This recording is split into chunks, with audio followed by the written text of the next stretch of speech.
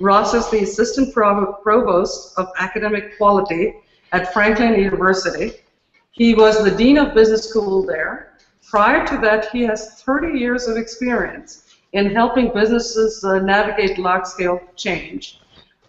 Quick thing about Franklin University, it's based out of Columbus, Ohio, and it has 10,000 plus enrolled students in various graduate and undergraduate programs. And something spectacularly that they have done is they have partner programs with schools in other countries, spanning the globe.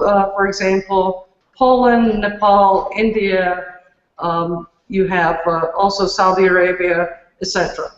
Welcome, Ross. And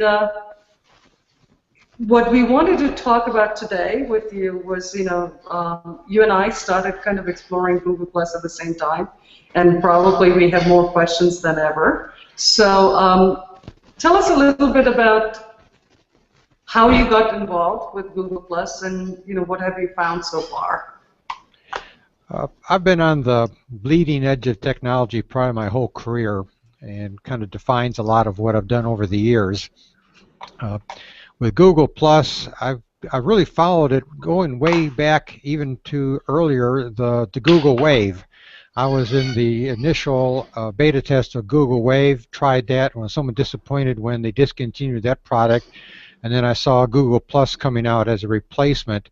I've played with a number of, I guess, technologies over the years for collaboration.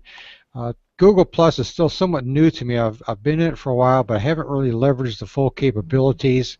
I see the functionality, but I think it's still in its infancy as to how to use it and have people understand how to really leverage the power.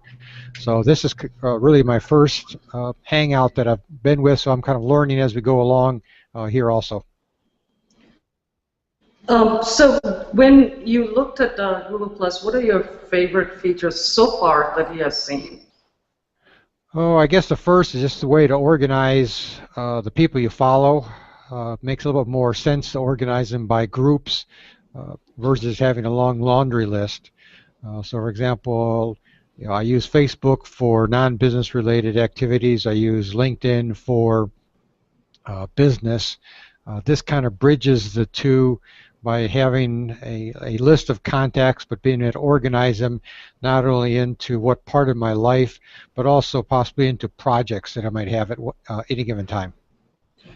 Right. I mean, something, prior to this, when you and I had met, you were looking to see Google Plus can become the collaboration platform for projects, as you mentioned, and also for a learning experience. Right. Are those, projects, and what kind of collaboration do you have in mind? Oh, a couple things. A lot of it is just following topics of common interest. For example, I've got a circle for organizational change where people around the world have a common interest, so I'll use that to basically track what they're saying and doing, as well as being able to use them for other projects. Current projects might be developing, say, an organizational change textbook or a different ways of teaching organizational change, in which case it's pulling people together, sharing ideas, maybe sharing resources, maybe even developing something together. And I think one of the interesting things I wanted to let the people in the world know, what I thought was a very cool idea, which was that most of the textbooks, whether it be online or otherwise, it's very linear in structure and flow, and so you are looking for something where you could bring that nonlinear experience, if you will, to learning. Yeah. It's even deeper than that. If you take a look at e-textbooks, for the most part, it's a physical textbook in a new medium. They're really not taking full advantage of the capabilities of the internet. Not only is it chunking the content into smaller, say 1 to 2 page content components, but it's how those link to other components so that you don't necessarily have to read the book or have to jump pages physically, but you're reading almost as if you're hyperlinking. So there is a pathway through it, but you could also do some side journeys. It also allows you to really approach the textbook from a different perspective of competencies. What do you need to learn in the course? How can you go about learning it? How can you identify what you already know so you can skip past that quickly, get into what you need to know, and then once you're there, how to do a deeper dive.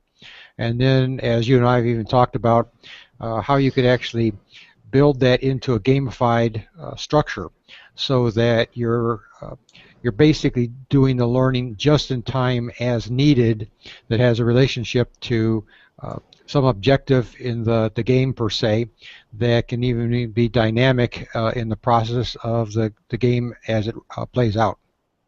And so you don't think the current MOOCs that are out there, these are massively online, courses, they're not yet providing that kind of an technology or environment? I really don't see it. I've been involved in one. I think they're kind of a fad right now that a lot of people are jumping on, not because of the pedagogy, but because they're low cost, and people are trying to figure out ways to lower the cost of higher education. There's a lot of other better technologies, and even the people that are jumping into the MOOCs are really seeing it as an entry to online versus a university like Franklin. We've been online for close to 20 years now. Right. So it to me it's more of a fad. It's not taking advantage of the real capabilities that can be done online. And the thing about the Google Plus, again, you and I are both exploring it for the first time in the last few weeks. That collaboration factor, not only self-directed learning, but the collaboration factor is there, even like for a project, right? I think you can bring in from Google Drive and all the docs and documents, and you can work in a private environment, in a community, or in a public environment. That's right. I'm looking for flexibility, being able to pull in, Drive exactly, be able to pull in groups, make a separate subgroup at any given time, so your people can work. Basically, in the virtual environment, do the same things we do in the physical environment, where there's a lot of ad hoc meeting, brainstorming going back and forth.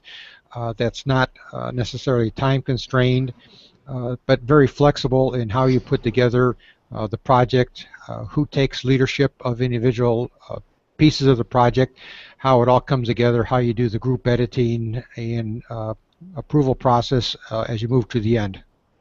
Wonderful. What kind of questions do you have for the savvy Google Plus experts? Because on Gobsmacked, we have decided that we can put more questions out there and have people join the group and answer it. So give your favorite questions that you have, and part of this hangout, and otherwise we'll try to get answers for you. I'd probably put them in two categories. One is it'd be nice to see what people are doing with Google Plus in their application. With a lot of technology, if you know the functionality from an awareness perspective, then you can think of how to apply it. Right now, I don't see a lot of good documentation as to how people are really using it. Not to actually see all the details, but more of an awareness of the functionality, how they're using the functionality in different ways. The second is probably more experiences like this where we can just test things. Get down into it, get a little dirty in it, find out what works, what doesn't work, where some of the difficulties are, because once we understand better the difficulties we have getting it, then we can figure out ways to streamline the process for newcomers into what we're trying to create. Awesome. Well, thank you, Ross.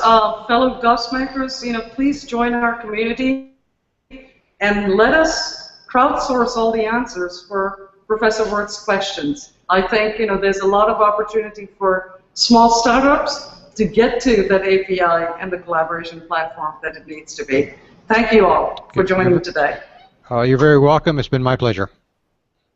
Thanks, Ross.